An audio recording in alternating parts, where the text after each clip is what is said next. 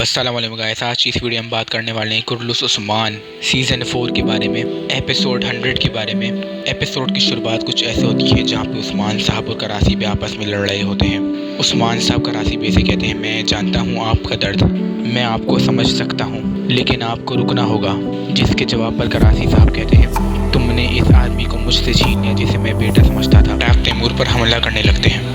उस्मान साहब करासी बे को रोकते हैं, जिस पर करासी बे कहते हैं, आप सच की बात करते हैं, जब तक सच सामने नहीं आ जाता तब तक रुकूंगा।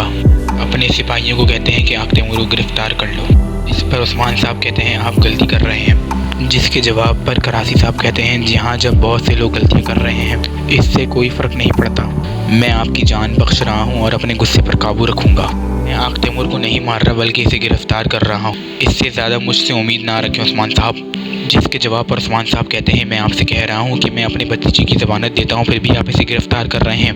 इन चालों में मत फंसें, ये हमारे इत्तेहाद को ख़राब करने के लिए कर रहे हैं। इन चालों में मत फंसें, हम इसे दोबारा ठीक कर सकते हैं। जिसके जवाब पर करासी बे कहते हैं, लेकिन मेरा दामाद क्या वो वापस आएगा? फिर हमें कमरे के बाहर के मनाज़र दिखाए जाते हैं जहाँ पे उस्मान साहब के सिपाही सल्जूक सिपाहियों के ऊपर तलवारें ताने होते हैं। कुनूर अलैब कहते हैं, कोई जब तक हरकत नहीं करेगा जब तक हमें अंदर से हुक्म ना मिले। जिस पर सल्जूक सिपाही कहता है, आप इस जगह पर हथियार उठा रहे हैं जहाँ आप मेहमान हैं। उस्मान साहब का सीन दिखाया जाता है जहाँ पे उस्मान साहब अपने भतीजे आग तैमूर से तलवारें ले लेते हैं और आग तैमूर को हथकड़ियाँ पहना दी जाती हैं। करासी बे कहते हैं, मैं उम्मीद करता हूँ कि ये दुश्मन का मंसूबा होगा जैसा कि आपने कहा।